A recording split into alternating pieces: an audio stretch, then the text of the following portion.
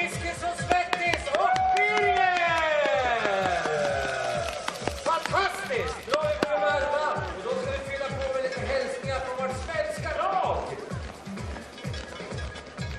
Tjena publiken, hur har ni det där uppe? Nu är det dags för start. Nu kör vi!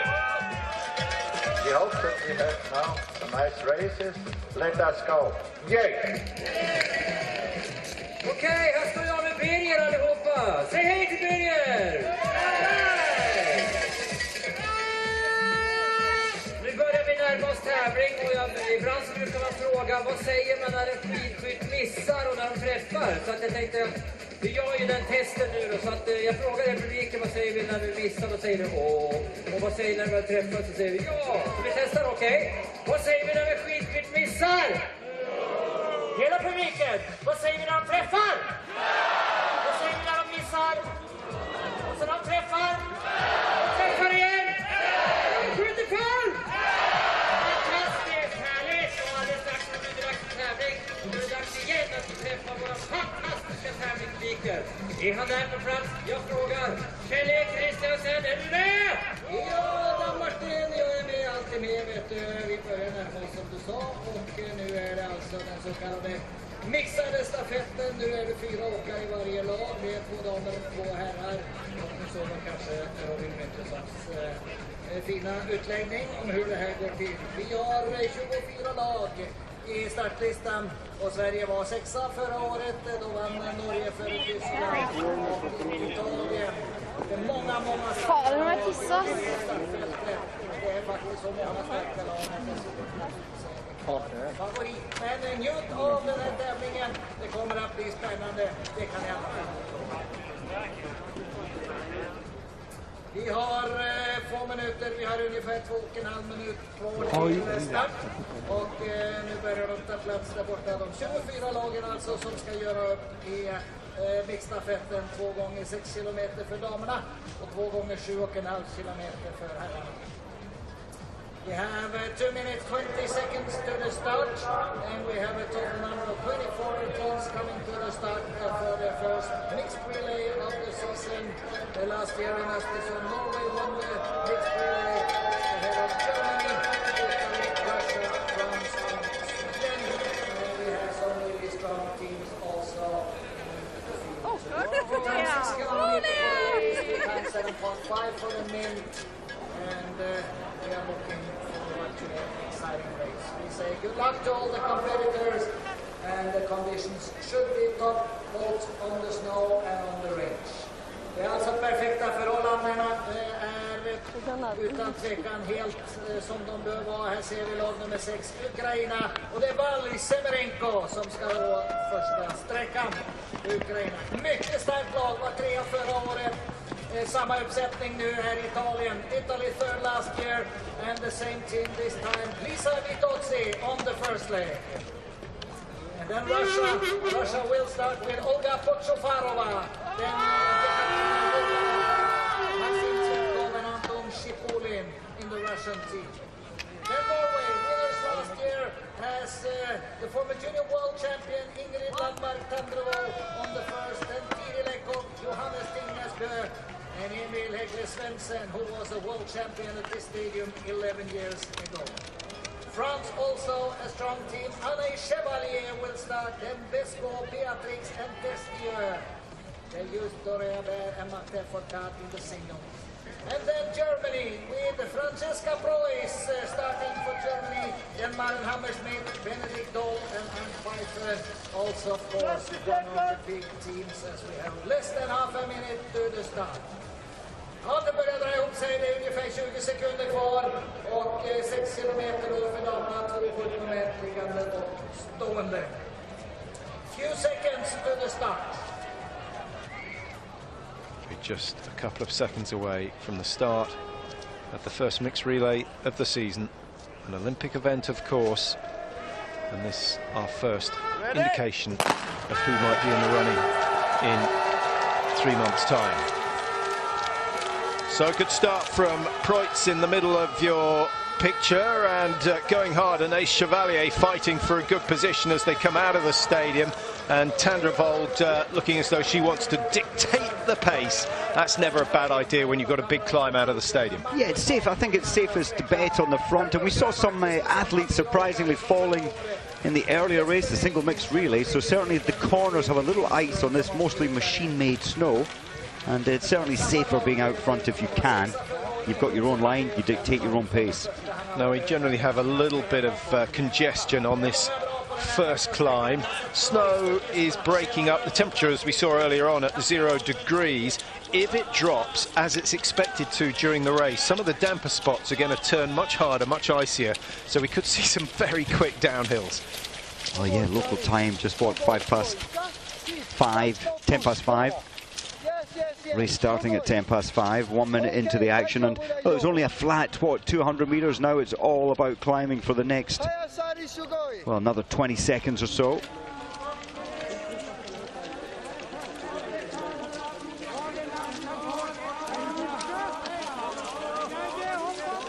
USA in there with Susan Dunkley. Can she continue the form she showed last year? Of course, took that silver medal in Hochfilzen in the mass start. We had her in the commentary box straight after that race. She was one happy girl. It was a fantastic occasion. And she seemed so relaxed. She just said, well, there wasn't any extra pressure. She just went through the process rather than getting tied up in the mental thought of the possibility of winning medals. Yeah, no, that was quite special. It was lovely to have her in the commentary booth. There she is. And in fact, she started the season well last year in this very race. She started last year and she handed over in first place. And I think her shooting came together much more solidly, much more safely last season. Yeah, 84.74 were her stats for last year, significantly better than the previous year, particularly in the stand position. If she can take that up to 88.78, then I think we're going to see her not only on the podium but on the top step. And look at this, Susan had gone to the front, so the pace wasn't comfortable. She's pushed through to first place, and now she's dictating what's happening alongside Tandrevold. Is it worth the effort of trying to get up the front? I think if you want to just buy yourself your easy journey into the range and just have the control, and Susan's a very strong skier, safer out front. Not much in it, what, 5-6 seconds between all the teams. There's a little bit of natural snow around, which is nice.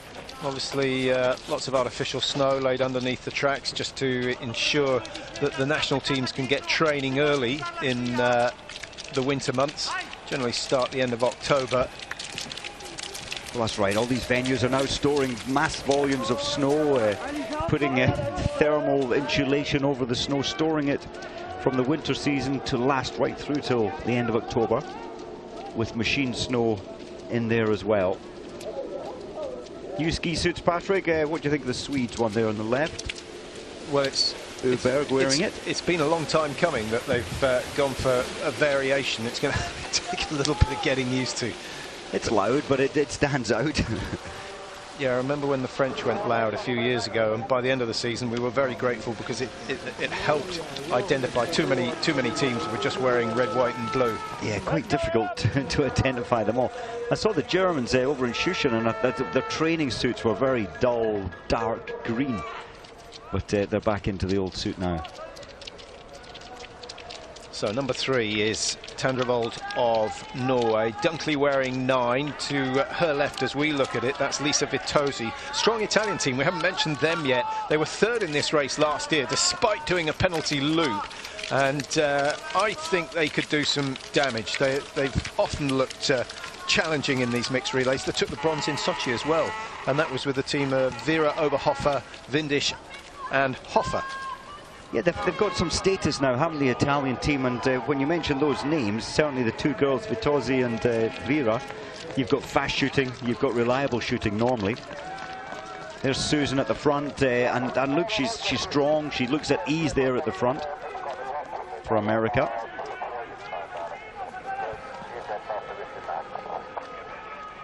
Well, still only 120 meters or so between the front and the back of that leading group, but Dunkley is in just the position she wanted. although wearing bib 9, she will have to go in lane 9 for the first shoot. Austria a little off the pace there. There's Duic, team 18 at the moment, 6.5 seconds behind. She shoots well, though. She's got a very good percentage in prone shooting. Mesetic-Leitner taking the 2 final legs for Austria, so it's by no means their strongest team.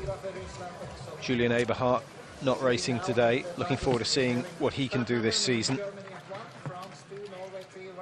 So, Vitozzi for Italy.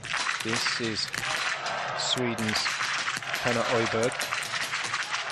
This is her hometown, Patrick, so maybe added pressure, but she's coping really well. 5 out of 5. That's a cracking start from Oiberg. Vitozzi clears 5 as well, no mistake. The Ukrainians get them down. That's Vaya Semerenko. Welcome back to the World Cup circuit, and she's done exceptionally well. Japan, Bulgaria, Canada, all clearing 5.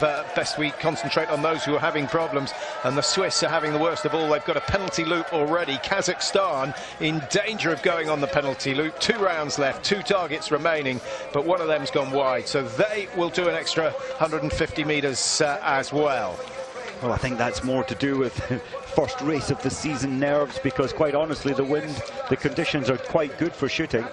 Quite good for Oestersund. They're fantastic. This is a great day for Oestersund. We normally get that huge wind coming off the lake, the 30-kilometre lake.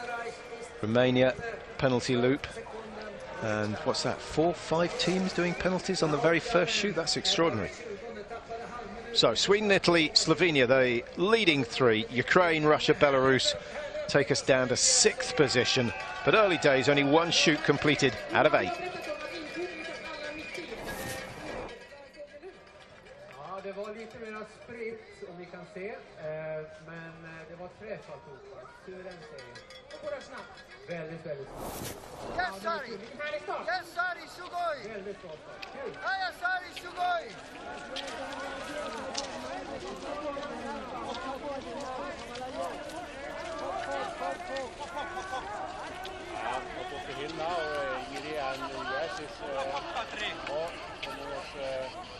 Putting down on top of it, he was passing by.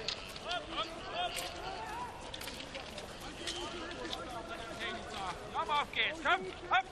Konzentriert weiterarbeiten, komm!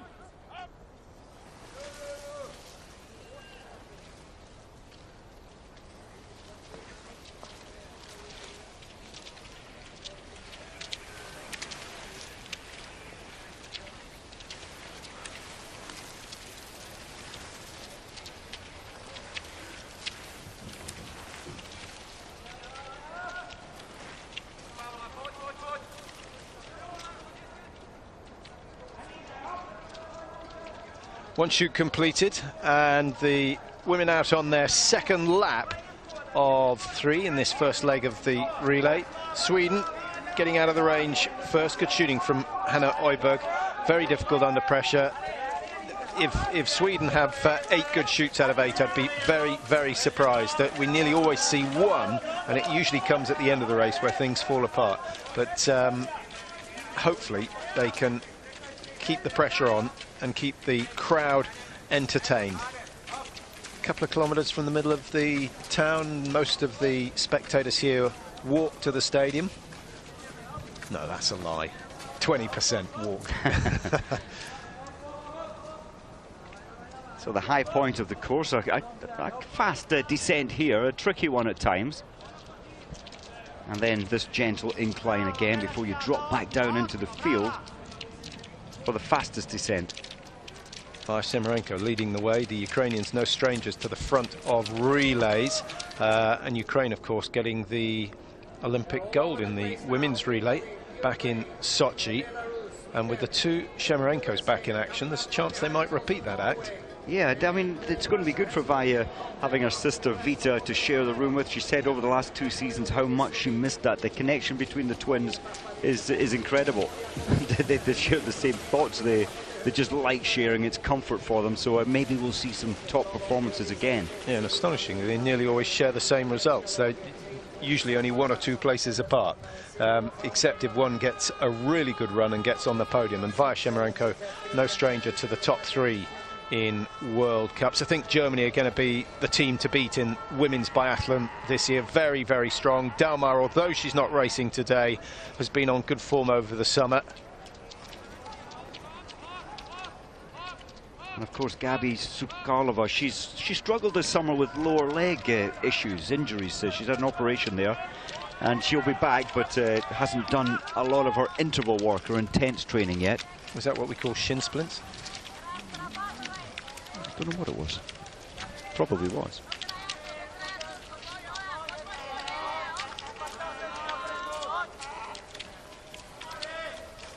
Farova for Russia back in 9th place, but we've only got 8 seconds separating the top 11, so no reason for any of the leading teams to panic at this stage. Well, Susan Dunkley was 10 seconds behind. She's now in 2nd place, so that's a strong performance. Good to see such good form and strength on her skis. A clear shoot now, and you can't go far wrong betting that Dunkley would be in front. Sweden have got good skis because Oiberg's struggling on the uphills, and she's making up more time on the downhills than she's losing on the ups, which is very rare. What a good feeling that must be with ease, no effort, to pass about 4 teams. Yeah, what a good feeling for the technician as well who prepared the skis watching that. And for those, the 3 other remaining athletes, they know that that's a safe pair of skis, or a safe wax they've found. So most teams have a head technician. How many teams have individuals who have their own technician? It's individuals, of course. Rastoguyev's, he'll have his own. Well, he's got a little team now, but mostly the teams share the team, 7 or 8 wax men and women. Tandrevold of Norway in lane 1. Sweden with Oiberg in lane 2. The stand shooting was Tandrevold's weaker part last year by quite a margin. So far, so good for Norway. Last 2 are the hardest, though. And she's thrown the 4th one wide. This one goes down. Spoke too soon. It was going well. France clearing the 5 targets very, very fast indeed. Slovenia have got them down with 1 mistake. Just looking for another team that are clear. The Czech Republic hit 5 out of 5. Great shooting from Eva Puskarchikova, and that should put them into the top 4 positions. Italy lead with Vitosi, Chevalier of France in 2nd. Poirier goes 3rd for Slovenia, and Preutz of Germany 16 seconds down. A little bit of skiing for her to do, chasing the leaders with Scardino behind her. Susan Dunkley, Ingrid Tandrevold both went to the very last shot. You get 3 spares if you don't get all the targets on your first 5, which are in the magazine. You've got to hand feed the 3 spare, and they both went down to the 3rd and final spare round. And Tandrevold dropping from 1st down to 14th with those mistakes, having cleared the first 3 in the stand position. So again, it's shown to be her weakness. Italy will be delighted with that. 12:32 the time as they exit the range in 1st position. Slovenia 13.8, 16 seconds behind Germany and Belarus and Sweden. Czech Republic coming back here with Eva Puskarchikova in 7th place at 17 seconds. Russia 2 seconds behind them. Then at 23 is Ukraine, 26 Canada, USA, 27 Slovakia, Finland, and Norway 29, followed by Lithuania.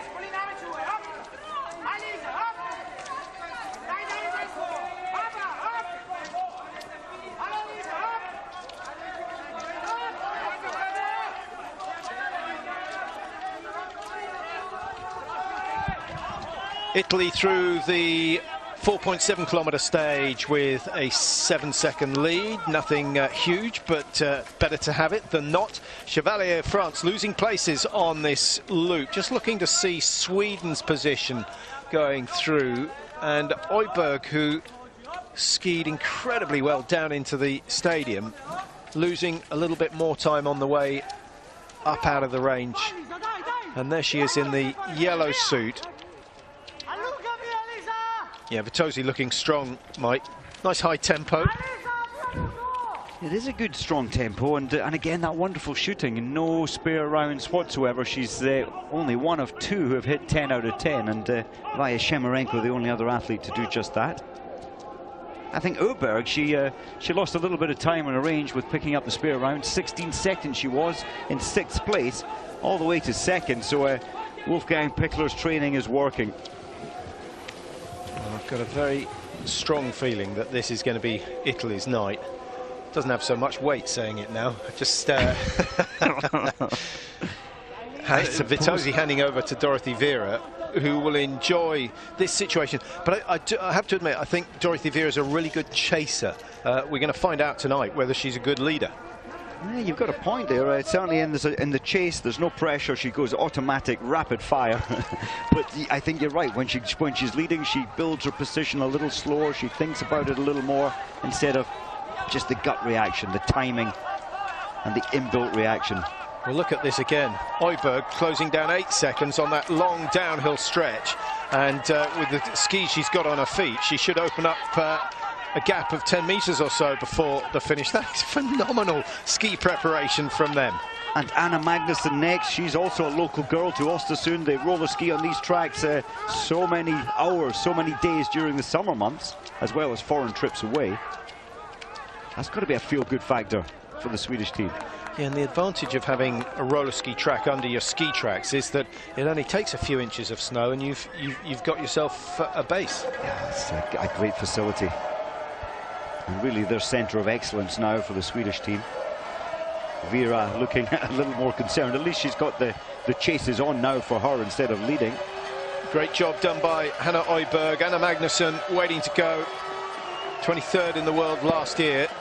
If she holds on to the lead, she will have exceeded expectations, but there'll be a smile on Pichler's face at the moment. Number 15 just exiting the stadium. That's Daria Domracheva racing for Belarus again. Good to have her back in the squad. 7 is Vitkova of the Czech Republic just leaving. Germany down in 7th, 11 seconds behind. I don't think they'll be too concerned at this stage. They've got Benedikt Doll, the sprint world champion, and Arndt Pfeiffer, a former sprint world champion, taking legs 3 and 4. So plenty of talent there. Yeah, Germany, 11 seconds. I think that's a little surprising, although without Dahlmeier, the team is going to be, by some factor, some margin weaker. Yelova just exiting for Russia. Probably remember her from the World Championships in Kontiolahti a couple of years ago. Took the gold in the individual, but she's got quite a lot of time to catch up on the leaders. Let's just confirm the top 10. Sweden, Belarus, Italy go out 1, 2, 3. Only 2 seconds separating them. If you picked up the rest, you were very quick indeed. I can tell you Slovakia, Norway, Czech Republic 4, 5, 6. Germany, Finland, USA, France taking us down to the top 10. Well, can they believe it? I think they're expecting it. This is the team they want to win medals in, and they think maybe it's their best chance. I would imagine an all-women's team and all-men's team will be much improved this season as well for Sweden. Didn't Sweden win the first ever World Championship mixed relay in Antolz back in 2008? Oh, I was going to say 97 for a minute.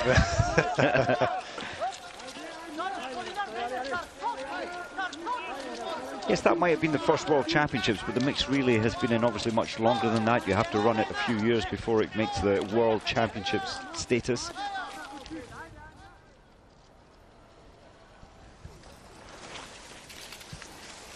America on the exchange. Susan Dunkley pulled a lot of time back on early, but 13 seconds at the exchange they were behind.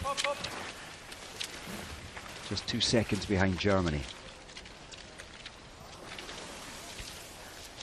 Good to see Kaisa Mäkäräinen and Daria Domracheva at the front. that uniquely smooth and floating technique across the surface of the snow.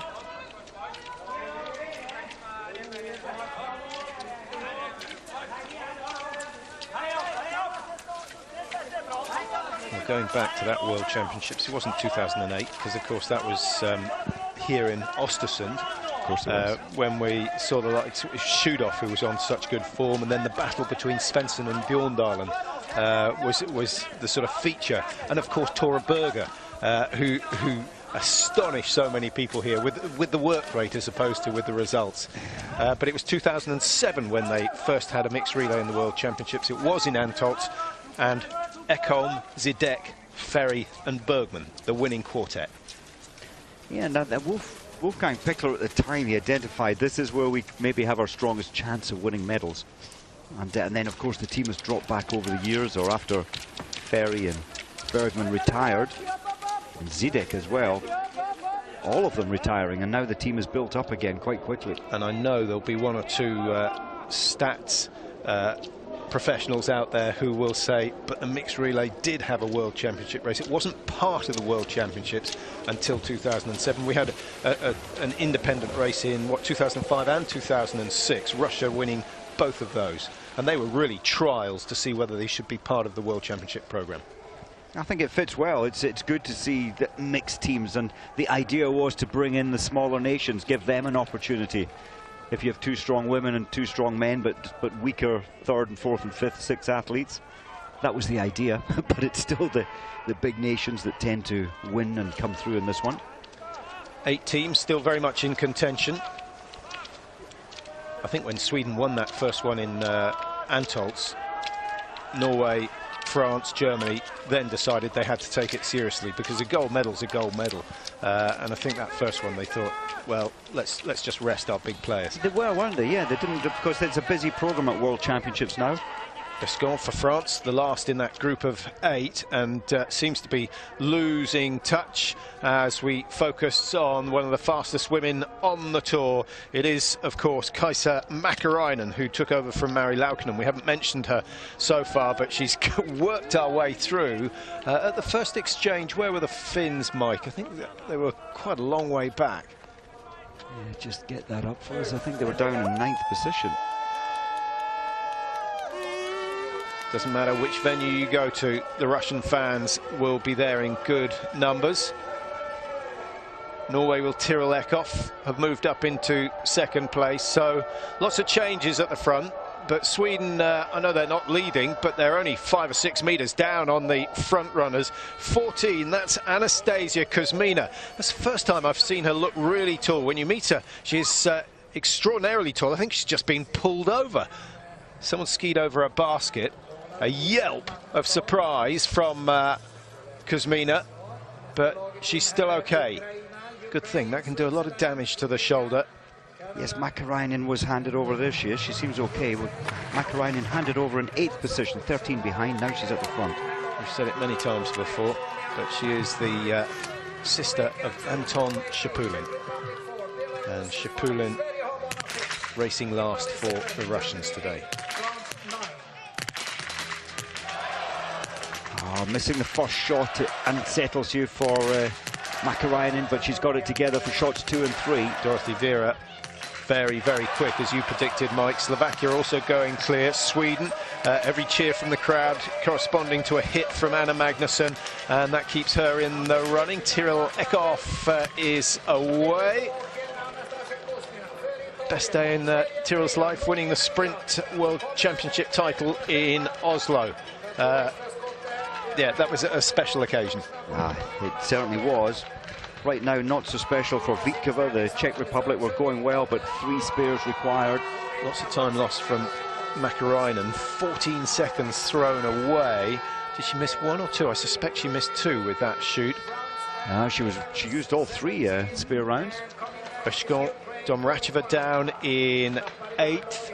And Domracheva for Belarus, just looking to see where she handed over, see how much time she's won or lost. She was only 1.8 behind, so she's lost a little bit of time. and needs a good ski and a good standing shoot to get herself back in contention. There's the standings after the third shoot. 5 more still to go. We've seen a different leader after each shoot so far. No reason to think that it's not going to be like that all the way through.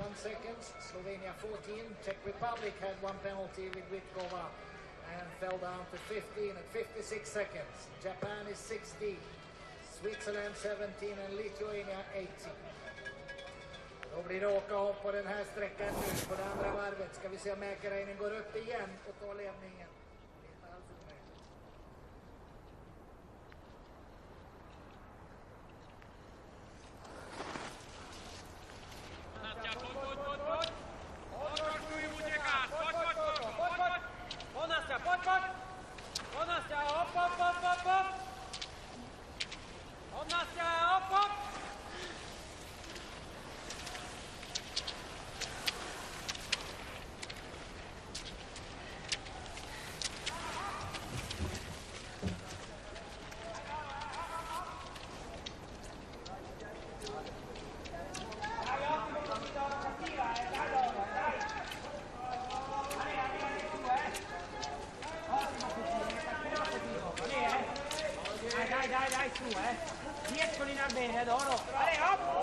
Kuzmina, Vera, Eckhoff. It's a powerful trio at the front of this, and Mäkäräinen joins them, having made up for her mistakes on the range. Hammerschmidt of Germany just struggling a little, it seems. 14 behind now. When she came out of the shoot, she was 15.4, so she hasn't made much up on Anastasia Kuzmina. Beshkon, Domracheva, Magnusson. I don't think any of the big teams are missing, apart from the Russians, who you would expect to see up there. What's happened to them so far? Well, the Russians just trying to pick up on their result right now. Yes, 13th position, 41 behind, and they've only missed 1 shot from the 15 fired so far. But it's not unusual to see the Russians struggling in the first World Cup. They generally have a really heavy training program into the first lot of races, and then they come up once the training eases off. Yes, I think, yeah, and you know, when you look towards Ruhpolding and Antholz, they seem to get some better results there, and then for the World Championships at their best. What about Kuzmina? Yes, she's Russian, but she races changed a long time ago to Slovakia. She won the sprint race in 2010 at the Olympics. She won it again 4 years later in Sochi. And she's looking pretty good this season already. Would be pretty special if she could do it a 3rd time. Yeah, it'd be remarkable. And I think a lot of the top athletes will be very, very wary of her performance. Once you've won a big one like that, at least you have every right to believe in yourself, and she certainly does that. She's tall, strong. Any disadvantage with being, what, 2-3 inches, 4 inches taller than average? I don't think so. She's a very slender athlete, so there's no disadvantage really in carrying weight up hills. She's got the reach, the strength. You could say, you look at all the Olympic shooters and say summer shooting over 50 meters, the trend is quite small athletes, stocky Shetland pony type. And there are no stats to show that taller athletes struggle or have worse results with the standing shoot, because obviously if your feet are your base, your rifle's going to be moving further as you move. Absolutely, and you know, you look at your base, you've got basically a 2-meter pair of shoes on. You've got a good contact with the ground with the skis under your feet. You're locked in. And the mats are pretty grippy underneath the skis when you're in the stand shoot. Kuzmina, Mäkäräinen. Mäkäräinen has worked very, very hard. Having come out after the 3rd shoot, she was 14.7 behind.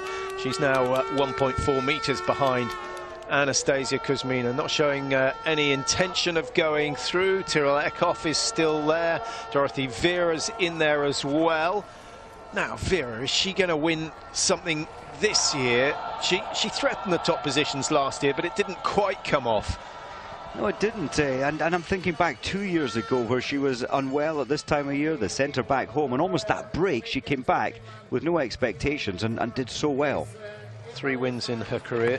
She won the individual here, of course, back in 15-16, so that will have been November 15. She took the individual title here. So watch the targets on the right-hand side.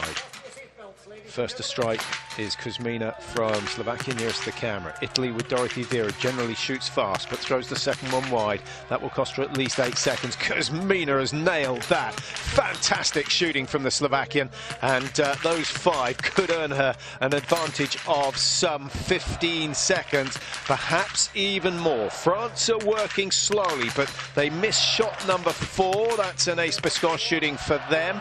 Belarus with Domracheva have missed 1. Sweden clear 5 to give themselves another chance at shooting for a podium finish. Nellin and Lindström lined up for the men's legs in this mixed relay, but it's Kuzmina away. 17.2 her advantage over Mäkäräinen and Vera. Mäkäräinen's got to do exactly the same on this loop as she did on the last. Well, she's got great pace, Mäkäräinen, but the shooting tripping her up a little.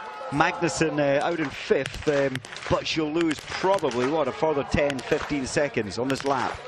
Will Mäkäräinen catch Kuzmina on this last loop? 2 kilometres. 2 kilometres, let's have a look. I think 17 seconds.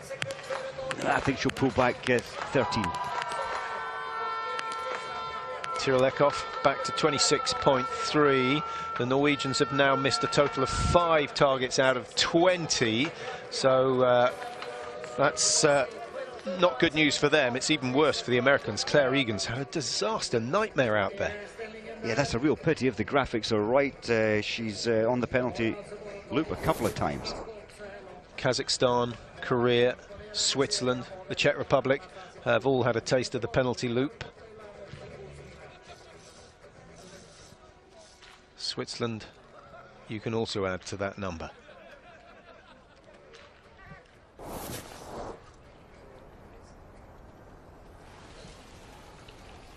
Out of the darkness into the light for Kuzmina and the white suit of Mäkäräinen.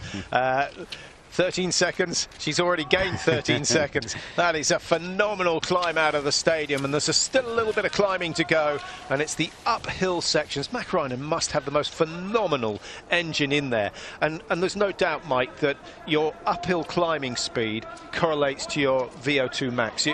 Basically the efficiency with which you can take oxygen into the body and then distribute it to the muscles. It does, and look at the tempo from Mäkäräinen. I thought from those 17 seconds she'll get 13, but already, as you say, she's almost got the full 17. She's totally going to go past Kuzmina. I did hear a rumour when I was up in Finland that the cross-country team are already asking the questions, will she race with them in the relay if needed? For the cross-country team. Yeah, she's that fast. She'd be an asset, there's no doubt about it, but all the training and all the racing done with a rifle on your back doesn't generally help your out-and-out speed. No, you lose some of the tempo, and you can see biathletes' tempo, it's slightly more laboured than in cross-country. You've got an extra 4 kilos high up on your back. And for the women, it's a high percentage. It is. If you've got body mass of, what, 47, some of them have 52 kilos, you've got 4 kilos on there. 7 to 8%, whereas the men wearing 80 kilos, it's only 5%. Well, they've got shorter courses. Well, that's great news for Finland, for Mäkäräinen. Now, she has had her setbacks this summer. If you're going to take an all-time relay team, or a current athlete relay team, you're going to put Mäkäräinen in there with, I assume, Dalmar? I'm wondering if you would. She's doing a fantastic job on the track, but I think if a coach would be critical, she's had to use 4 spare rounds, I think it was. Can you buy that into your team, that risk factor? I think you can. She can ski herself out of trouble. And who would be your 2 men? 2 men. Schemp he's not a good finisher. He's often passed in that last 400 meters. Put him on leg 3. Put him on leg 3. Who would be my finisher? I would normally say. Shapulin's not a bad finisher. I'd normally say Svensson, but he lost his mojo. His mojo sort of left him there in Sochi. Shapulin, he is the best finisher. Johannes Tingesbo would argue. Yeah, he won't be too happy with that decision. Well, Mäkäräinen, she's extending that now to 4 seconds. Germany coming back in. You said she'd be, what, 13 seconds ahead? Brilliant.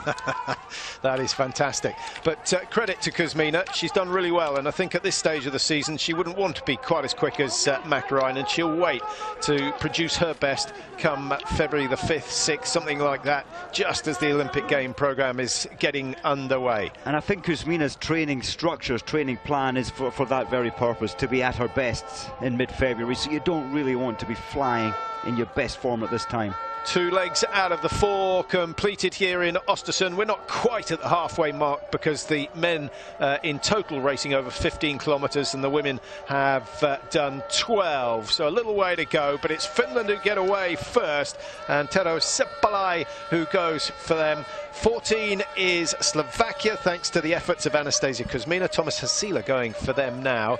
And then some of the danger teams, Germany and Norway. Germany with Doll and Pfeiffer, that looks strong on paper.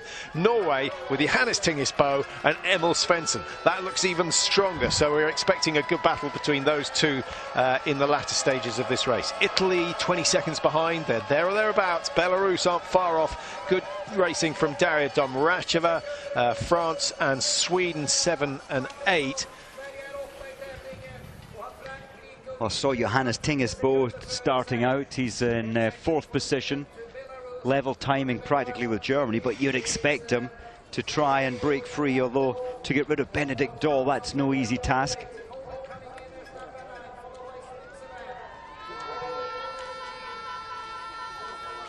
Slovakia 2nd place. Finland, that's a big job now for Seppälä. He's only 21. His shooting stats last year, only 77 hit rate, 77% in the prone, 62 in the stand, and very lightly raced. Huge experience for him now leading the World Cup mixed relay. Clement Bauer about to start for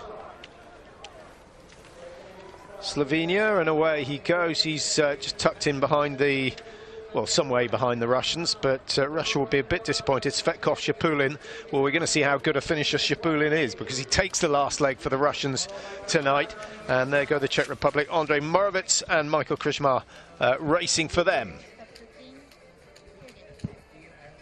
Let's confirm the top 10 as they come through the second exchange. Finland, Slovakia are leading, with Germany, Norway, Italy 3, 4, 5, and Belarus in 6th place ahead of France and Sweden.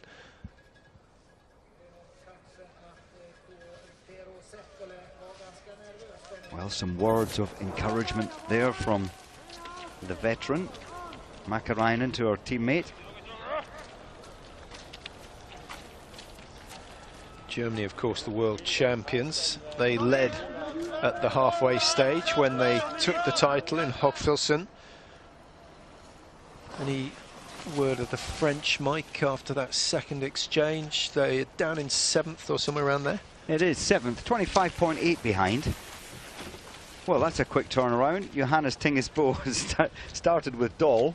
He's gone from 4th to 1st, closing that 10 seconds so quickly. Yeah, he's looking good.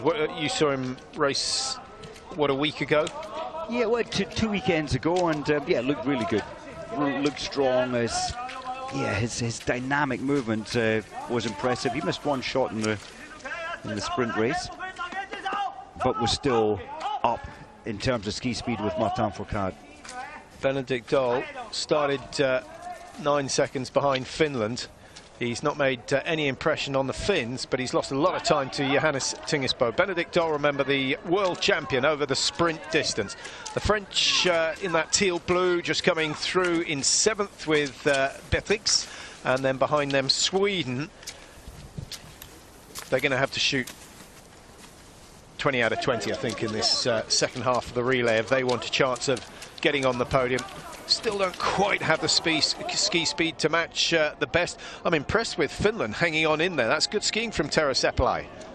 It certainly is. That pace, it looks easy. It always does when experts are doing the floating across the surface. That is a mean pace, a tough pace. Now, I know we've got quite a few viewers who watch in the USA and Canada, so we'd better fill you in as to how your teams are doing. The Canadians in 15th after the second exchange, 146 behind. They've missed a total of 5 targets. Not quite such good news for the USA. They've missed a total of 9. 2 penalty loops have been skied, and they're now 251 behind. And if things continue as they've started, I think they're highly likely to get lapped. 21st position at the moment. It's not great, but with Paul Schumer on this leg and then Sean Doherty, and there's certainly possibilities. They'll be thinking positively. We can at least capture something back. Yeah, that wasn't very positive about the Americans. There's 6 minutes you've got to stay within 6 minutes of the leaders, really, to avoid being lapped. They're only 251, but that, of course, was the halfway stage. So if their guys can pull something out the bag, Paul Schumer, Sean Doherty, then they should stay in the running all the way through to the end. Huge credit to Tero Seppälä to be living with this pace. He's lived with this pace most of the lap, the pace of probably the fastest top 3 in the world at the moment. So he's achieved the first aim. The question is, can he shoot after skiing like that? That's where I was going next. It depends. I mean, I really hope he is an absolute talent. He hasn't done too many World Cups in terms of experience, and he's staying with the best. Well, I think Johannes Tinges has eased up a little over the last kilometre and a half. Certainly Benedikt Doll has got a little bit closer to the leading 3, and the wind flags absolutely static. There are many who like it like this. My co-commentator would be hoping for a little bit of a breeze just to liven things up.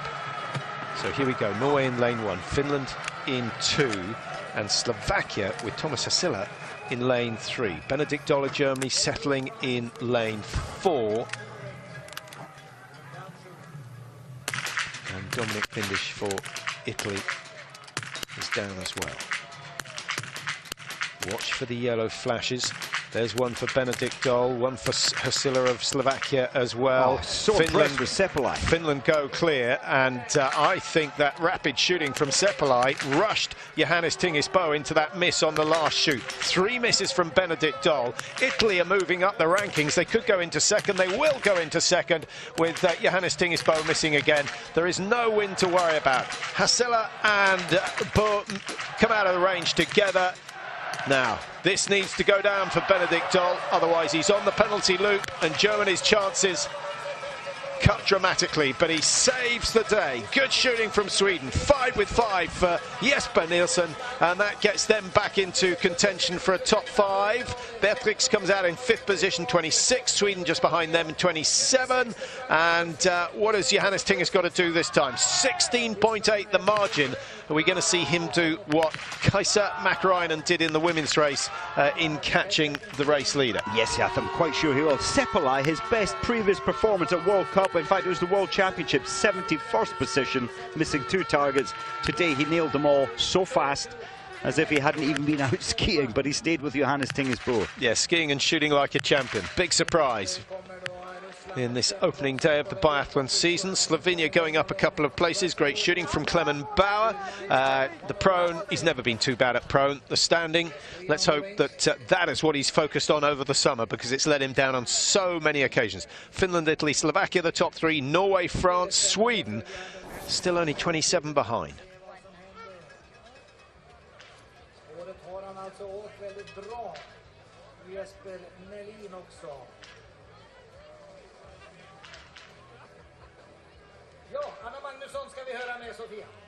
Ja, det ska vi. Jag har Anna som står här och ska in i byta om alldeles strax. Anna, vilket steg är du då? Ja, men det känns...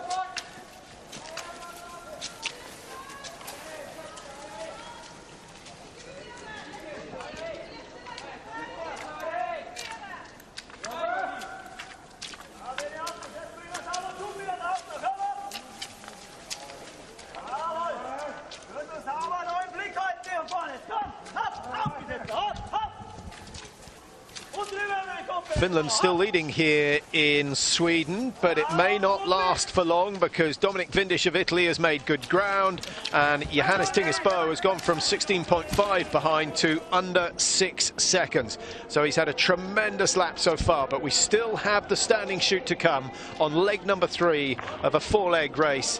It's the mixed relay, the first mixed relay of the season, and it could be a very, very entertaining finish. Well, Tero Seppälä beginning to struggle a little now. The pace is catching up with him now. This will be a tough patch in his race, although he's bought himself recovery down this hill. If he hits 5 out of 5 in the stand shoot and survives to the end, it's going to go down as his best ever race. Without a doubt. And I think what he's done so far in terms of pace, hopefully it's not over-paced for him, whereby he'll suffer badly on the 3rd lap of 2.5 kilometres. He still looks smooth. No, he's really put a good summer in, and it's paying off. Lovely technique, good compression. Tero Seppälä in 2nd place there. What is he, 21? 21, yeah. He'll be 22 in January. So still very much a youngster in this game that sees 28, 29-year-olds really at their peak. We're going to see a 43, or will Bjorn Dahlin be 44 by the time he heads to Korea? He'll be 44. 29th or 27th of January, his birthday, I believe. There will be older there. Schlettermark, well, if he makes it, if he qualifies from Denmark, he's trying again. But Ilmars Breach is trying again for Latvia. He's racing quite well. Zingerli looking on. Former world champion, Olympic bronze medalist, and many more. Dominic Vindish will be handing over to Lukas Hoffer, and Lukas will be one nervous man. I never really know whether the underdogs, whether they like leading at the start of the 3rd leg, because the pressure is so much greater than if you're down in 2nd or 3rd position. We will see. Vindish could do with a good strike rate here. 14th in the World Cup standings last year. He's no slouch, got a famous win out in Canada a couple of seasons ago.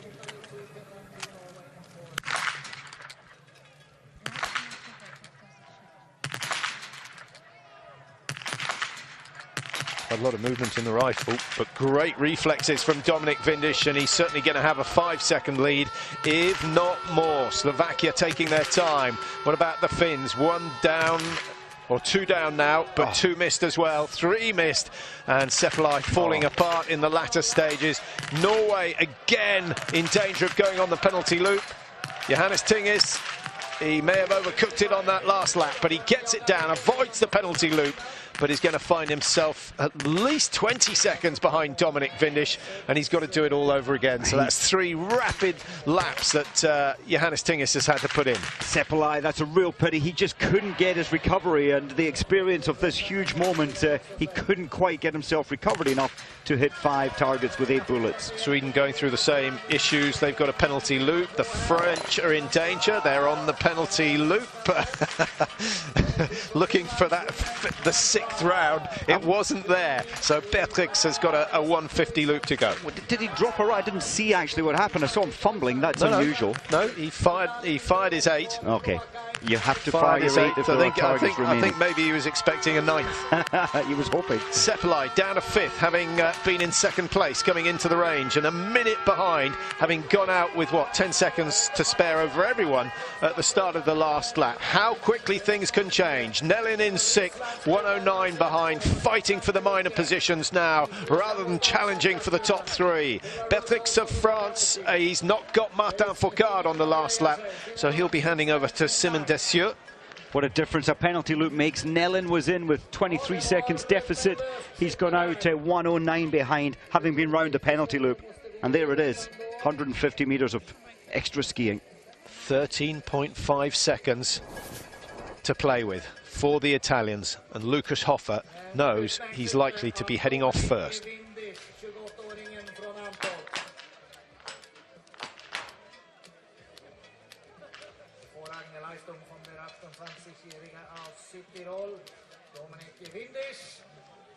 Also Führung vom Schießstand raus.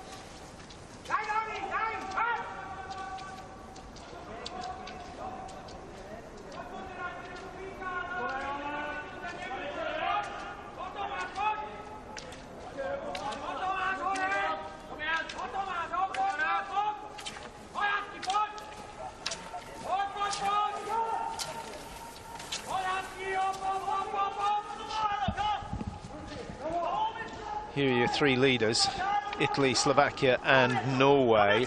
And Dominic Vindish is putting in a fabulous final lap to open up that gap. It was 13 seconds, it's now 23.4. Johannes Tingis, who's played catch-up on the first two laps, doesn't seem to have the fuel in the tank to do it again. Benedict Doll trying to make up for mistakes on the range, but this is the man of the moment, Dominic Vindish, who's trying to give Lukas Hofer a 30-second lead at the start of the final leg here in Oestersund. And that would be just the boost the Italians want. Still remember their win in the men's relay in Oberhof.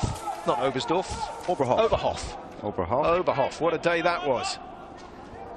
Yeah, great day for the Italian team, and what a confidence builder when they can hit the podium, the top of the podium once. Huge belief and confidence. We saw Nellin in the yellow suit go by. He's only pulled back 2 seconds. He's pushing so hard on the track to try and pull back the mistakes he made to go round the penalty loop. And that was a real pity for Sweden. But a great day for Italy. Vindish out front. It's so important, I think, isn't it, to have two strong first two legs, and the Italians are very much about that. Their strength is in the women, Vitozzi and Dorothy Vera. No mistakes, one mistake I think out of all the shots fired, 20 shots fired. Yeah, you really don't want to be giving away more than 30 seconds in those first two legs if you want to stand a chance. And there's Johannes Tingis, 23 behind. Not often he gets overtaken, Hasilla. but he pretty much he said no, it's not going to happen, not just before the finish. Thomas Hasilla told exactly. He'll catch him surely on that last little downhill. There goes Benedict Doll. The work rate's always high. Not perhaps the perfect technician. Lukas Hofer, don't build up too much speed, you'll be out of the box. And the handover in the end is safe. Hofer eager to get away. Over the last few years, we've seen Hofer go from a very, very quick skier to a poor shot. He's improved his shooting, but lost some of that speed. What are we going to get in 2017, 2018? Oh, we'll have to wait and see, but I think he'll... it's an Olympic season. He's certainly worked on his shooting, and I think we'll see a better Lukas Hofer this year. Svensson has 23.5 seconds to make up on the race leader. Germany, they've certainly got themselves back into the picture, because one mistake from the race leaders, Italy, and Germany could be the team to capitalise. Ant Pfeiffer, he's a dangerous man on the ankle leg. Mike, you didn't consider him for your world team? Not really. I think he's reliable, but you've got to have the X factor of ski speed, incredible ski speed when needed. He's good, but I think Johannes and Schipulin would be better. Through comes Sweden. Jesper Nellin, I don't think too many people will criticise his performance today. The Swedes, remember, have been on the penalty loop. They're the leading team that has been around the penalty loop. And actually, Mike, now we've seen a massive teams on the penalty loop, which should never happen in these conditions. And when you bear in mind that they've got 8 rounds rather than the 5. Well, there's our talking about Schipulin. Here he is, but I must say the rest of his team are fairly flat. They've only missed 3 shots, the second best shooting team, and they're 1 minute 22 behind. In fact, that's improved a little. In fact, it hasn't. It's 123.9 at the exchange. 11 are the Swiss. Germany, Finello just handing over to Benny Vega, and Switzerland 9, Belarus 10. Tight right-hand turn out of the stadium. No point picking up too much speed before you go into the corner because you just drift wide, and Vega just taking it easy. Italy, as you can see, the best of the teams on the range. Only 2 missed targets so far.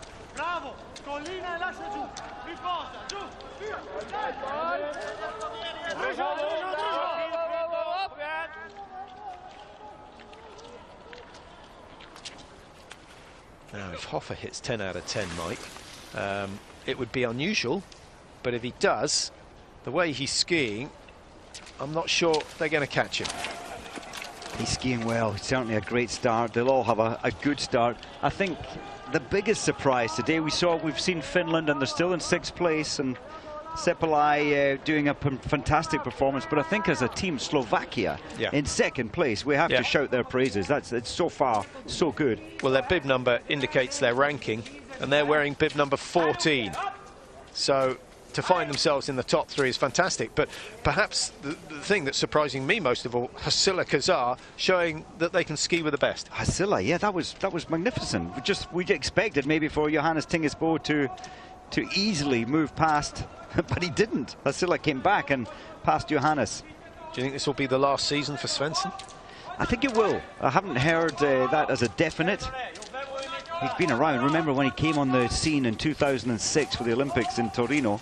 They only put him into 1 race. He was just a young lad then. And he didn't let them down, a 6th place and so close to a medal. Superstar or underachiever? Both. 37 wins is special. Yeah. And, you know, all the major titles as well. It's easy to forget that, and don't forget he has been a winner of the overall. He became a bit of the bad boy in the press's eyes in some ways, and, you know, enjoying life and in the summer outside of biathlon, and quite right. Well, quite right that he got some stick from the press, or quite right that he was out having a good time? Quite right that he's got a life outside of biathlon. He didn't mind going out and having a couple of late nights and having the occasional little drink. It's a tough routine, all this training. Long summer months of hard training. But as many of them will say, it beats working. Do you know, when you look at how many hours they do and the kilometers they're putting in, you know, you're bordering on exhaustion, you're bordering on overtraining a lot of the time. You have to get on the bike, you know, with tired legs for a 5.5, 6 hour cycle, long endurance in May, June, July. It's not easy. Yeah, but and mentally it's not easy either. Give most people the choice of doing that or spending 8 hours behind a typewriter, or a computer. What era? What era? I think most would go for the outdoor life. Oh no, it's a wonderful life, but as I say, so many get fatigued with constantly moving to training camps, packing. I can't complain. I had many years in biathlon, but many couldn't take it with the travel and the hard training. There's no sympathy coming from me. Well, let's focus on this first shoot on the final leg, because it could be one that decides the outcome of this race. It will certainly play a part, because if Arndt Pfeiffer can hit 5 quickly, he could find himself right on the shoulders of teams 2 and 3. Lucas Hoffer, if he hits 5 in his normal shooting speed, he's going to exit the range with a decent amount of snow between himself and the Norwegians. Now, what tactics does he employ? We suggested that he'd be better having taken over in 2nd and 3rd position, but he's experienced enough, Mike. Yes, he certainly is. We see some great days from him on the range, from Hoffer, but occasionally he has bad days. Hopefully today is one of his best.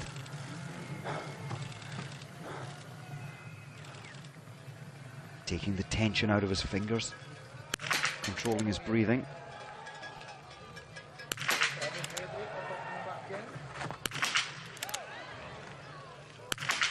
Low right, even further right.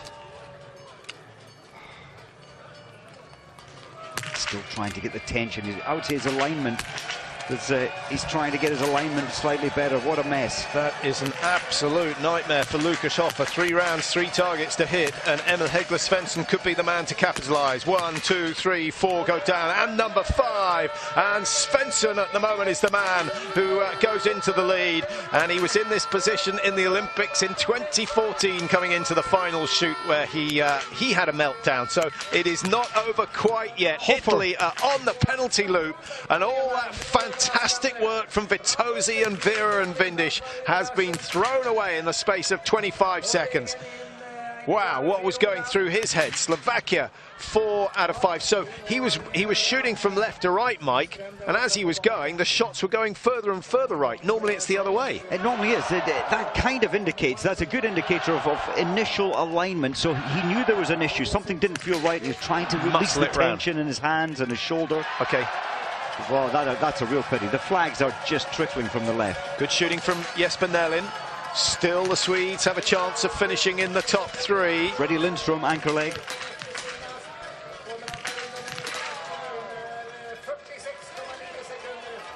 That's good. Sweden back, putting themselves just, what, 20 seconds off the podium. Russia with Anton Shapulin, 5 down with 6 shots. Finland get 5 with 5, so they're finishing off how they started. It was Kaisa Mäkäräinen took the second leg for Finland, had them in the lead for a short spell. Team 6 just settling. That's Ukraine with Artem Prima, who took over from Sergei Semenov. And the Swiss hitting 5 with 5, which, to be honest, they all should be doing with the conditions as they are at the moment. Well, having said that, the wind has picked up, but particularly on the far side of the range, lanes 15 through to 30. Well, there's so many surprises on that, on the prone for the last leg skiers. Just the stand shooting remaining. What a feel-good factor for Svensson.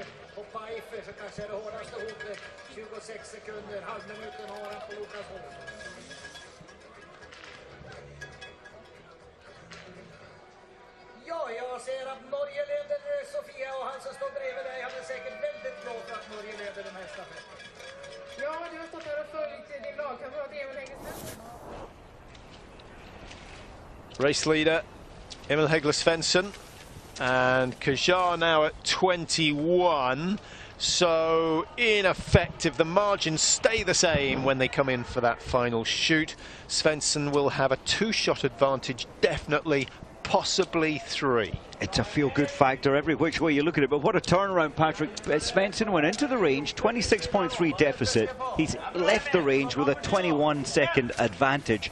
We very rarely see such a turnaround.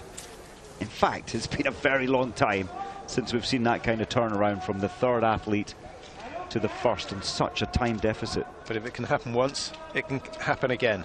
And these 3 men will be hoping that it does. If Svensson clears all 5 targets, do you think he's got it in the bag, even if he takes 8 rounds? Yes, I think he has. I think he has. Pfeiffer, we know, so regularly can get 5 out of 5, especially in relays. He's quite comfortable when he's got a comfort zone. What about Hofer? His mind state right now, from going from first, as I said, with that massive advantage of 25, 26 seconds, to so far back now, 30 seconds behind. Is this going to be the year that Freddie Lindstrom shines? Maybe the yellow suit will work the magic for the Swedish team this year. 51.6 at the third exchange. Sweden were 108 behind, so he's made a good gain, some 17 seconds gained by Lindstrom so far, and he's still got the rest of this lap, and of course 1 more lap of 2.5 kilometers to ski. So we have this little pack of 3 fighting for the second place, and then behind them we've got Lindstrom up on his own at 51 seconds behind, and then Shapulin 105. He'll definitely be trying to catch Lindstrom. Yeah, and Shapulin's gained 20 seconds on the race leaders. I think he was given a little bit much to do, to be honest. 123, 124 he was handed the baton. There goes Svensson, and now can start to think about his final shoot, and he'll be delighted when he sees the chasers coming round the corner and sees how much gap he's got between them and himself. starting to ease down, trying to relax on the skis. It's not easy when there's a lot of loose snow around, but the ability to relax on the downhill is crucially important. Really is, and coming in for a stand shoot, you want your legs to be, if you can, as recovered as possible. Of course, this is coming up to 5 kilometers of skiing, intense skiing on the terrain, the climbs that they've been on, and often the legs, especially in the longer races, the 20 kilometer as they'll have on Thursday, your legs are really trembling when you're in the stand shoot. I was trying to think who the best downhill skier in biathlon would be, and the fact that it's hard to work out might be an indication that the downhill sections of the courses aren't testing enough. They're not really. We see that in Oberhof, the extremely fast right-hander, and Lukas Hofer for me is one of the best. He tucks low, arms out wide. Yeah, attacks. Mazet must be feeling good about wearing the Norwegian badge right now, the Frenchman. Now, can Svensson cope with the pressure that undoubtedly got to Lukas Hofer? It's even harder this time round. Don't think of Sochi and 2014.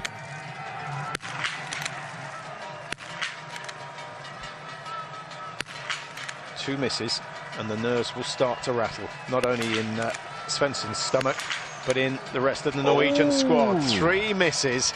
Well, we did not expect that. We saw a dramatic turnaround. We said if all 5 targets go down, he fumbles the reloading, and Benedict Olav Piper will be enjoying what he can see at the other end of the range. Think of the mindset right now in Svensson. It's all about negativity. Can Hofer make up for those mistakes? He's got his first target down. Germany with 1 down. Hofer now has 3. Is he going back in front? He's got 4. Oh, just throws 5 wide. That was very close for Lukas Hofer, and it could cost him the race, but a second place would be good. Germany are away. Italy go. So does Slovakia. We've got a 4-way race, but Svensson, with those mistakes, will be really pushing hard. I think he had the luxury of skiing fairly easy on that last loop, but he's not got this one in the bag quite yet. Fantastic finale we've got for this finish. But Mike, leading into the last shoot, it seems to be almost impossible to clear the 5. Oh, it's tough. I'm wondering, will Norway look at a different anchorman the next race? Will Italy look at a different anchorman in the next relay? Certainly they'll review their thinking. I don't know what happened with Svensson there. He had time to build his position, take it easy. He really tightened up to miss 3 out of 5 targets in the stand. So got 8 shoots out of 8 completed. Norway, Slovakia, Italy, Germany and Sweden hanging on to a top 5.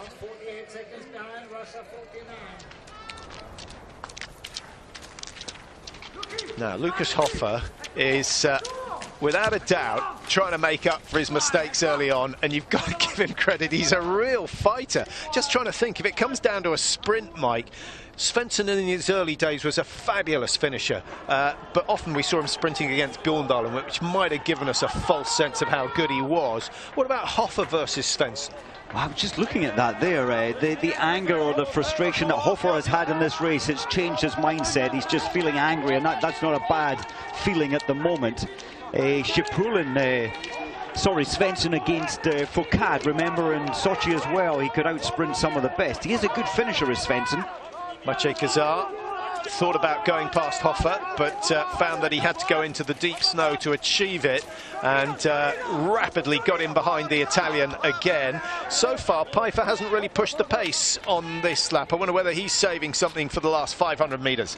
He's also a strong finisher when he gets up with him. I think Svensson's best bet right now is to keep that gap no matter what, because the terrain leading into the finish, it buys him safety to be out front if he can handle the pain. That 100-metre climb to the turn just above the stadium, that could be the decisive part of this course once they've completed this climb, and you want to have some energy for that, because I think we're going to see some fireworks on that last serious bit of uphill. Svensson has to go, approaching 6.2 now, 1,300 metres to go from the timing wand, and that is going to take them just around 2 minutes 50, maybe a little bit more than that. He's a wise owl now is Svensson, and he knows he has to try so hard to keep them away. Do not allow them contact.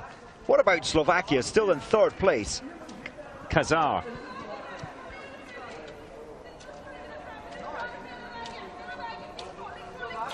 Svensson had a gap of 5 seconds over Kazar coming out of the range. He was 6 up on Italy. He was 7 up on Pfeiffer.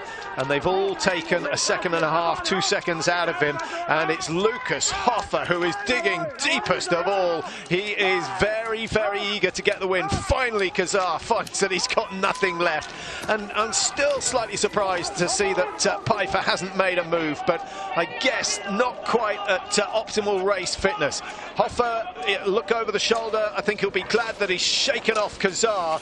Now he can think about the tactics involved in getting to terms with Svensson. Well, that look was just a little too long for me, as if Hoffer is now just keeping safe in second place. He really has to keep trying for Svensson. This next climb is his only chance, Mike. If he's on the heels of Svensson at the top, he'll get a drag down the hill, up that final little incline, and then maybe get a bit more recovery before they go into the stadium for that home sprint. But Svensson's likely to... Well, Svensson stood up quite early. Hoffer managed to take the glide much, much further around the bend. Svensson knows that by allowing contact, he's knocking his chances way back. He has to get down this hill with momentum. 1.4 seconds. Hoffer has got to stay low. He's got to try and get in the slipstream, but he's not quite close enough. Another 3 or 4 meters might have made all the difference. Svensson, those teeth are gritted now. He's a good finisher, as we said. What can Hoffer do? It's agonizingly close, but I think he's going to really struggle because he's not got the... Had he had the Swede skis on, I think Hoffer might have made it. Well, that's incredible. Good for Svensson. He knew that he had to keep that door open. Couldn't allow that gap to close. And he's bought himself, I think, the victory.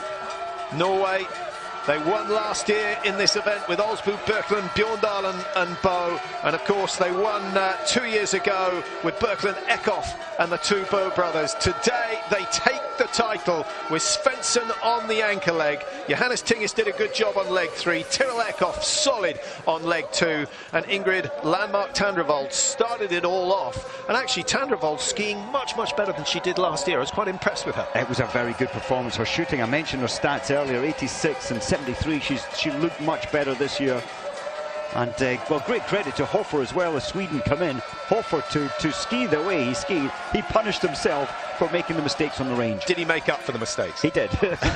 Silver medal. Germany in 3rd position. Slovakia, fantastic fight from them. Remember, they're ranked 14. They finished 4th. And Sweden, I think if you'd offered them 5th last night, they might just have taken. Russia and France fighting it out for 6th and 7th. And Russia with Anton Shapulin getting the better of the French with Simon Dessieux on the last leg. There's Tyrrell Eckhoff. Always smiling. Yeah, especially when she's got a win. Tandrevold, that's a good feeling for her as well.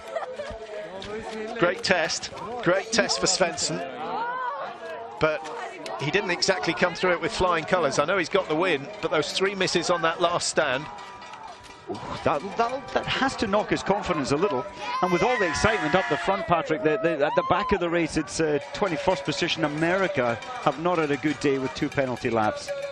4:27 behind at the final shooting. And the Canadians down in 15.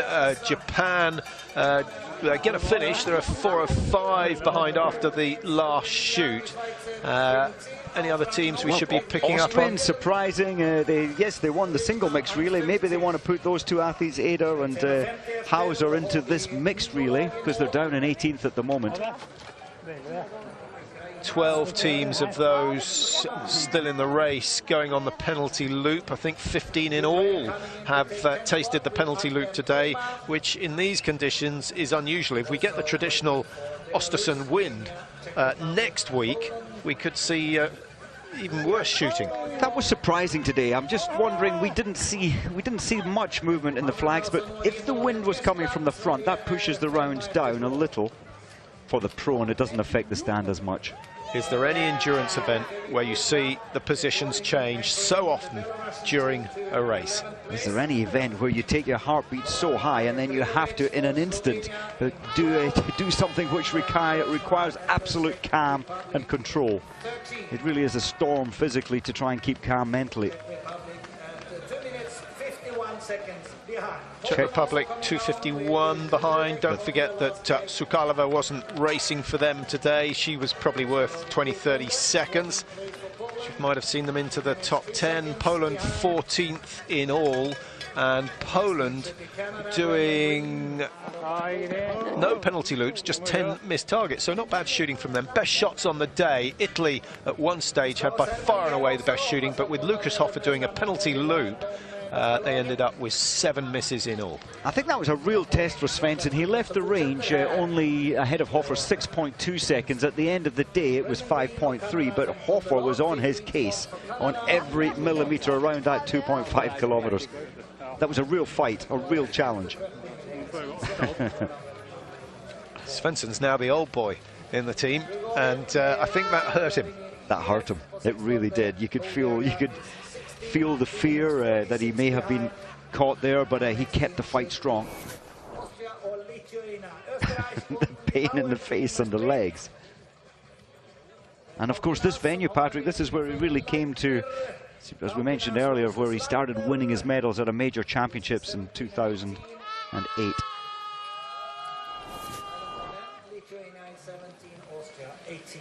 Lithuania, Austria 18th position, 4:14 behind. It's hard to believe that Svensson's best year was in 2009, 2010 when he took the overall World Cup title. What about Korea with the Olympics going that way, of course, in February? In fact, their team here, the quartet, is made up of, well, 2 Russians and 2 Koreans.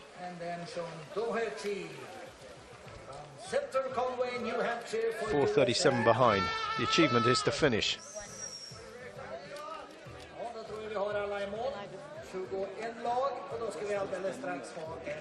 So, good opening day to the biathlon season. They've got 2 rest days now while they start to prepare for the individual races, and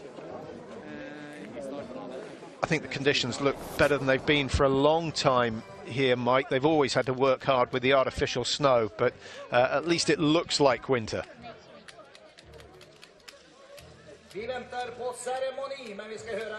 Well, hopefully we'll have a program for next week coming up, just to let you know what's going on. The individual is traditionally the first event here, the longest of the races, 20 kilometers for the men, the 15 for the women.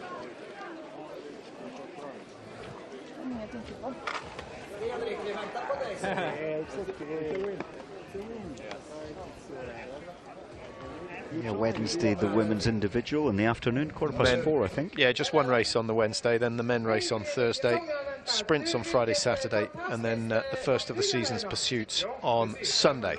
But today, it's about the relays, and Norway have won the mixed relay. Du bjuder på ett fantastiskt snabbt skytte idag. Jag vet att du har jobbat väldigt hårt med det här.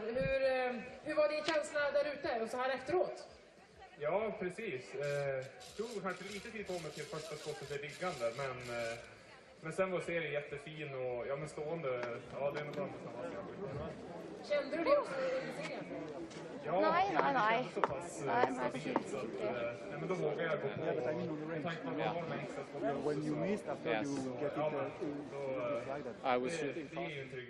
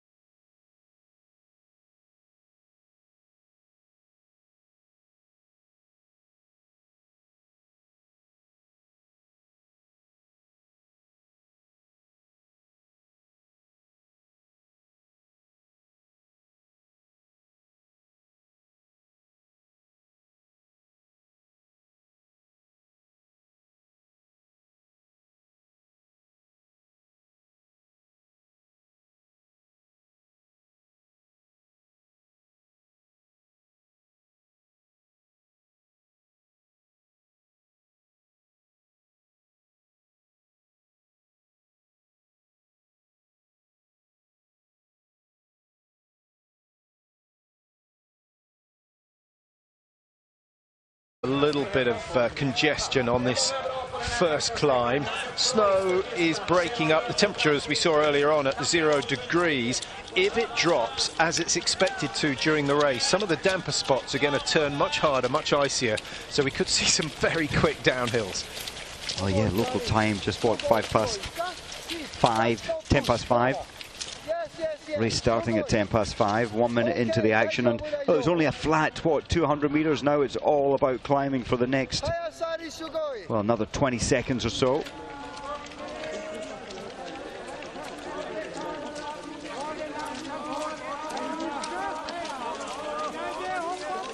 USA in there with Susan Dunkley. Can she continue the form she showed last year? Of course, took that silver medal in Hockfilson in the mass start. We had her in the commentary box straight after that race. She was one happy girl. It was a fantastic occasion, and she seemed so relaxed. She just said, well, there wasn't any extra pressure. She just went through the process rather than getting tied up in the mental thought of the possibility of winning medals. Yeah, no, that was quite special. It was lovely to have her in the commentary booth. There she is. And in fact, she started the season well last year in this very race. She started last year and she handed over in first place. And I think her shooting came together much more solidly, much more safely last season. Yeah, 84.74 were her stats for last year, significantly better than the previous year, particularly in the stand position. If she can take that up to 88.78, then I think we're going to see her not only on the podium but on the top step. And look at this, Susan had gone to the front, so the pace wasn't comfortable. She's pushed through to first place, and now she's dictating what's happening alongside Tandrevold. Is it worth the effort of trying to get up the front? I think if you want to just buy yourself your easy journey into the range and just have the control, and Susan's a very strong skier, safer out front. Not much in it, what, 5-6 seconds between all the teams. There's a little bit of natural snow around, which is nice. Obviously, lots of artificial snow laid underneath the tracks just to ensure that the national teams can get training early in the winter months. Generally start the end of October. Well, that's right. All these venues are now storing mass volumes of snow, putting thermal insulation over the snow, storing it from the winter. He clears 5 as well, no mistake. The Ukrainians get them down. That's Vaya Semerenko. Welcome back to the World Cup circuit, and she's done exceptionally well. Japan, Bulgaria, Canada, all clearing 5. Best we concentrate on those who are having problems, and the Swiss are having the worst of all. They've got a penalty loop already. Kazakhstan in danger of going on the penalty loop. 2 rounds left, 2 targets remaining, but one of them's gone wide, so they will do an extra 150 meters as well. Well, I think that's more to do with first race of the season nerves, because quite honestly, the conditions are quite good for shooting. Quite good for Oestersund. They're fantastic. This is a great day for Oestersund. We normally get that huge wind coming off the lake, the 30-kilometer lake. Romania, penalty loop. And what's that, 4-5 teams doing penalties on the very first shoot? That's extraordinary. So Sweden, Italy, Slovenia, the leading 3. Ukraine, Russia, Belarus take us down to 6th position. But early days, only 1 shoot completed out of 8. Ja, det var lite mer spritt, om vi kan se. Men det var träff alltihopa. Suren säger. Då går det snabbt. Väldigt, väldigt snabbt. Yes, Sari. Härlig start. Yes, Sari, sugoi. Väldigt bra start. Kul. Hiya, Sari, sugoi.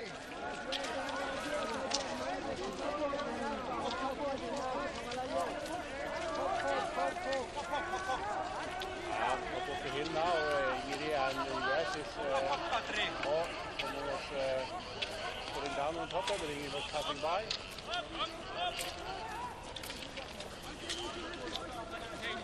Komm, auf geht's, komm, hopp!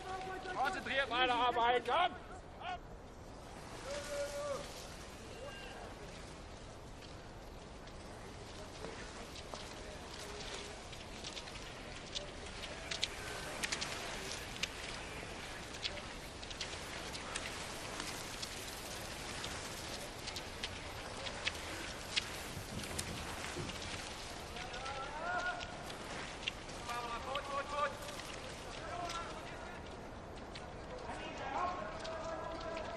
One shoot completed, and the women out on their second lap of 3 in this first leg of the relay.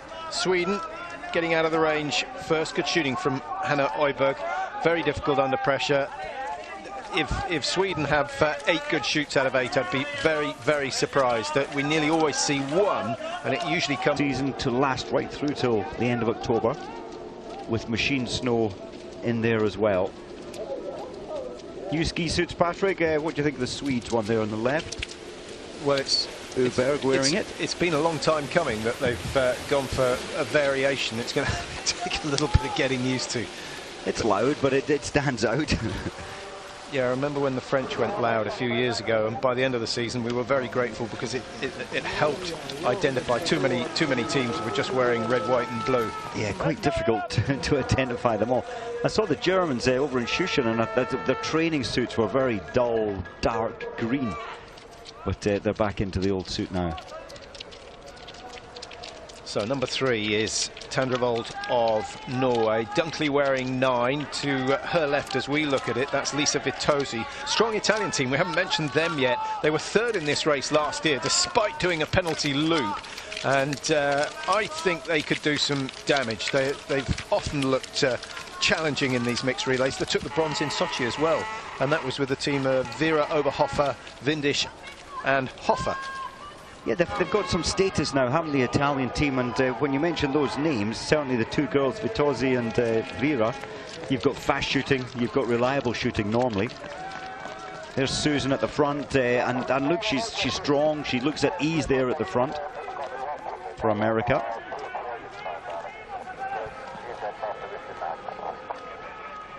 Well, still only 120 meters or so between the front and the back of that leading group, but Dunkley is in just the position she wanted. Although wearing bib 9, she will have to go in lane 9 for the first shoot. Austria a little off the pace there. Duic, team 18 at the moment, 6.5 seconds behind. She shoots well, though. She's got a very good percentage in prone shooting.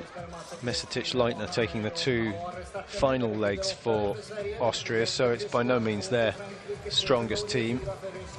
Julian Eberhardt not racing today. Looking forward to seeing what he can do this season. So, Vitozzi for Italy. This is Sweden's Hanna Oiberg. This is her hometown, Patrick, so maybe added pressure, but she's coping really well. 5 out of 5. That's a cracking start from Oiberg. Vitozzi.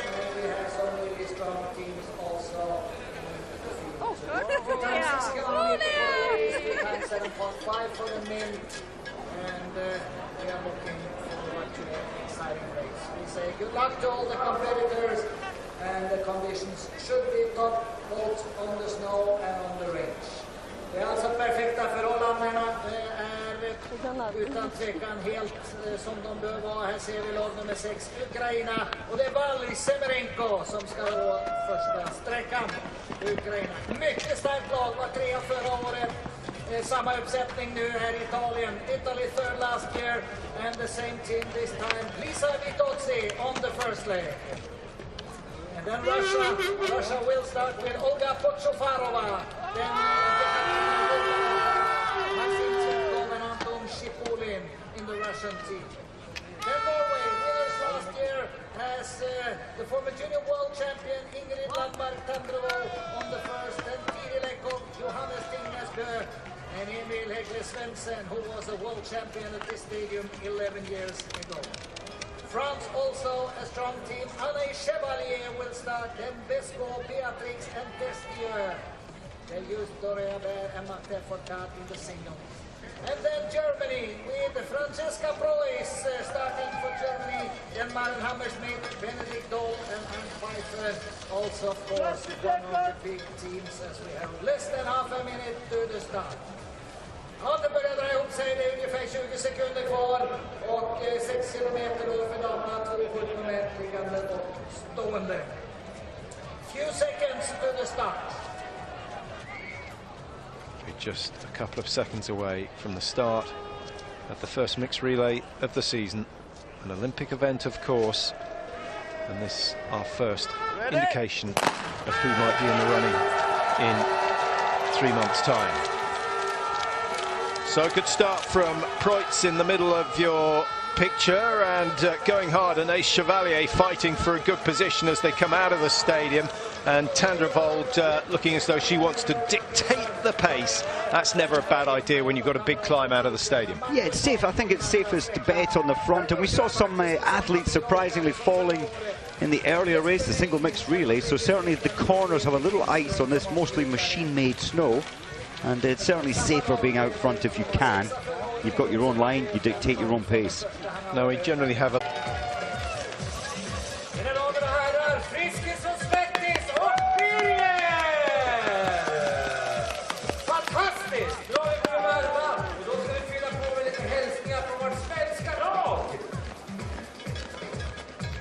Tjena publiken, hur har ni det där uppe? Nu är det dags för start. Nu kör vi! We hope that we have now some nice races. Let us go. Yay! Okej, här står jag med Birger allihopa. Säg hej till Birger! Nu börjar vi närma oss tävling, och ibland så brukar man fråga vad säger man när en skidskytt missar och när de träffar. Så att jag tänkte, vi gör ju den testen nu då, så att jag frågar publiken vad säger vi när vi missar, då säger vi åh. Och vad säger vi när vi träffar, så säger vi ja. Så vi testar, okej? Vad säger vi när en skidskytt missar? Hela publiken, vad säger vi när de träffar? Vad säger vi när de missar? Och så de träffar? Och träffar igen? Skjuter kvar! Fantastiskt, härligt! Och alldeles strax när det blir dags för tävling, och nu är det dags igen att vi träffar våra fantastiska tävlingspubliker. Är han där på plats? Jag frågar. Kjell-Erik Kristiansen, är du med? Ja, Martin, jag är med, alltid med, vet du. Vi börjar närma oss som du sa, och nu är det alltså den så kallade mixade stafetten. Nu är det 4 åkare i varje lag, det är 2 damer och 2 herrar. Och nu såg man kanske Robin Wintersons fina utläggning om hur det här går till. Vi har 24 lag i startlistan, och Sverige var 6 förra året. Då vann Norge för Tyskland och Italien. Det är många Fan, de har kissat. det är faktiskt så många starka lag favorit. Men njut av den här tävlingen. Det kommer att bli spännande. Det kan jag alla fall. Vi har 2 minuter, vi har ungefär 2,5 minut kvar till start. Och nu börjar de ta plats där borta. De 24 lagen alltså som ska göra upp i mixstafetten 2 gånger 6 kilometer för damerna och 2 gånger 7,5 kilometer för herrarna. We have 2 minutes 20 seconds to the start, and we have a total number of 24 teams coming to the start for the first mixed relay of the season. Last year in Oestersund, Norway won the mixed relay ahead of Germany.